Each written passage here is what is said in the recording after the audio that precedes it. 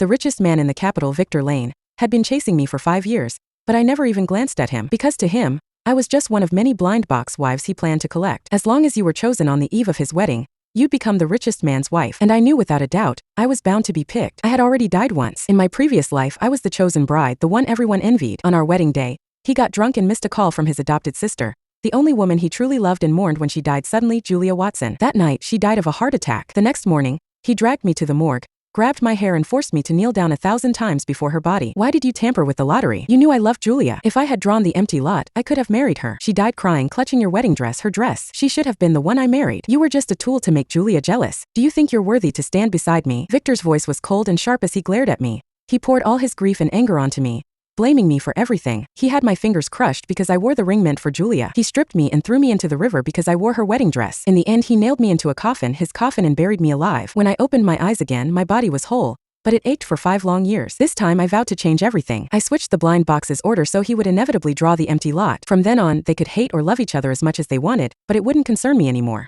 Victor's number is the empty lot. Gasps rippled through the crowd of 99 women. Everyone knew what this meant. Julia Watson was the one. The rest? They lost their chance to become the richest man's wife. What the hell? Someone cried, tearing up her slip. It's rigged. This blind box thing is just a sham. Are you crazy? Another hissed, covering her mouth. Don't you get it? We're just here for the show. Everyone knows how Victor looks at Julia. If we don't get the empty lot and they pick us, we're doomed. A woman gritted her teeth. But Julia is his sister. So what? They're not blood related.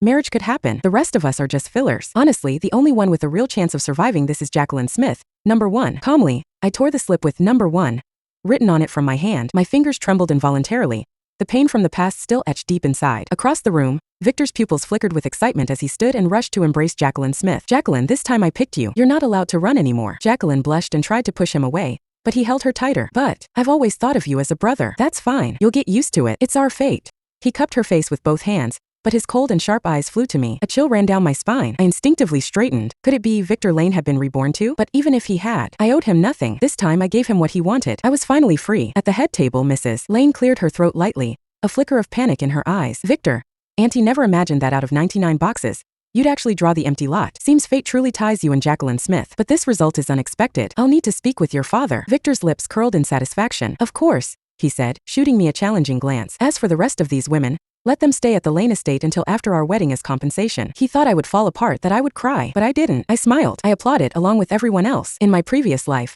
I had also shed tears of joy when I was drawn only to turn around and see Victor Lane's face pale as death. His eyes had fallen on his adopted sister, not sparing me even a glance. Now that I had been reborn, I refused to be the pathetic fool I once was. On stage, Victor suddenly flared up, holding Jessie tightly in his arms. He said coldly that they were going on a date, then left without looking back. With the main characters gone, the remaining 98 women scattered like startled birds. I was about to return to pack my bags when I was dragged into a corner by Mrs. Lane. Before I could react, a stinging slap landed on my cheek. You wretched girl, she hissed. Didn't I tell you Victor would draw your number? Why did it end up being an empty lot? Another slap followed. You're just like your useless father, shameless. I'm your biological mother, not some stranger. I told you to listen to me and you threw my words to the dogs. My face burned from the blows, but not as much as my heart did. The day you married into the Lane family alongside that cheating brat Julia. That was the day you stopped being my daughter. Mrs. Lane's eyes turned vicious. If anything happens to Julia because of you, I swear you will pay with your life. In my previous life, I had been nailed into a coffin and buried alive. Only then did I realize the results of the blind box had been rigged all along. Of course, Mrs. Lane had wanted Julia to marry into a wealthy family, but she also needed to help Julia hide a secret. And me? I had been the victim of that secret. Now I wanted nothing more than to sit back and watch them tear each other apart. Their secrets had nothing to do with me anymore. I rubbed my swollen cheek, my gaze flat and emotionless. I'll be marrying James Byrne. Consider it repayment for the money you spent keeping my father alive all these years. Her expression wavered. James Byrne was a notorious figure in this city's social circles. That man rumored to lack any moral compass. His temper was unpredictable and whispers said he indulged both men and women alike. He was infamous for his countless lovers, with some rumors claiming as many as 800. And now, he happened to be searching for a wife to bring home. If I didn't make a choice myself, Mrs. Lane would surely marry me off to a beggar or brute. So, I chose James Byrne first because I already knew he was far from the simple playboy everyone thought he was. Mrs. Lane smiled coldly. All right, good daughter. Then wait quietly to be married off. She turned and stormed off, twisting her waist with each step. I let out a breath. My room was at the far west end of the Lane estate and I had to pass through the garden to get there. At that moment, the garden was in an uproar. Jessie was covering her mouth, sneezing softly. Victor, my brother, she whined. Who planted all this lavender? Don't they know that I'm allergic? Victor gently held his handkerchief to her nose, full of concern. Then he turned to the gardener and ordered, mow down all the lavender in this field. Get rid of this swing too and clear out any bird nests in the way. That patch of lavender had been picked off the roadside by my father, back when he was sober. He used to say, When I'm gone, the flowers are too. I stared at the gardener's shovel, my eyes wide. Wait, I shouted. Everyone paused, glancing nervously at Victor. He frowned, his expression unreadable. You think this is your home? He snapped. Do you plant whatever you want? Or are you just trying to trigger Jesse's allergies? When I was 5, my father had fallen critically ill. I had run away to the Lane family, begging Mrs. Lane to help him. She had wanted to kick me out until Mr. Lane intervened. She can stay, he had said. We can afford to raise a few charity cases. And so, I lived in the Lane family's shadow for 20 years. Victor had once taken me quiet, withdrawn me to play with the servants' children. He had even said, the Lane family will always be your home. Right next to the lavender was a small wooden plaque, faded and old. Handwritten by Victor when he was a child, it read, a place that belongs solely to Audrey Gray and me. A home forever. I dropped my eyes, ignoring the rotting wooden plaque, and bowed deeply. Sir James, Miss Julia, I'm sorry. It was my fault for not knowing the rules, but please, sir, don't destroy my flowers. I'll clean everything up. James Byrne seemed a bit taken aback by my bow. Suddenly, Julia began trembling. James, I feel dizzy. Her delicate, soft voice snapped James back to attention. With a wave of his hand, he barked.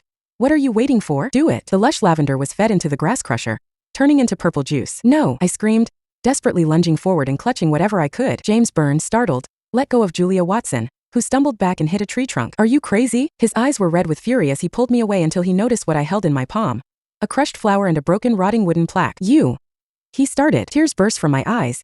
You said you couldn't sleep well. That's why I planted the lavender. My dad gave it to me to help you sleep. The wooden plaque crumbled in my hand as I held it out to him. James, I don't have a home anymore. He froze, reaching out as if to embrace me. But then a scream pierced the air. It was Julia. A cluster of caterpillars had fallen from the birdhouse I'd made, right onto her. James flinched and rushed forward, pulling Julia away. The caterpillars carried mild toxins, but James Byrne used his bare hands to pick them out of her hair. When he turned back to me, his eyes were full of disgust. Almost fooled me with your act. Like throwing bugs, huh? Fine, all of you. Stuff the bugs on the ground into her clothes. Several maids hurried to obey, scooping up the caterpillars. The gardener grabbed me, holding me tightly. I didn't do it. How could it be me? James snorted, saying nothing. Of course, he hadn't believed me in a long time. Otherwise, in our past lives, he wouldn't have accused me of rigging the lottery without even asking. At first, I still clung to the memory of the Gray family's kindness and wanted to warn him that Julia was hiding a secret. But now I regretted it. I wanted to see him lose it when the truth came out. So I stopped struggling and let the caterpillars crawl all over me. The spots they touched reddened, swelled and itched unbearably. Julia finally calmed down and gently tugged on James's sleeve. Will this be bad? I'm fine now. Julia, you're just too kind. That's why people take advantage of you,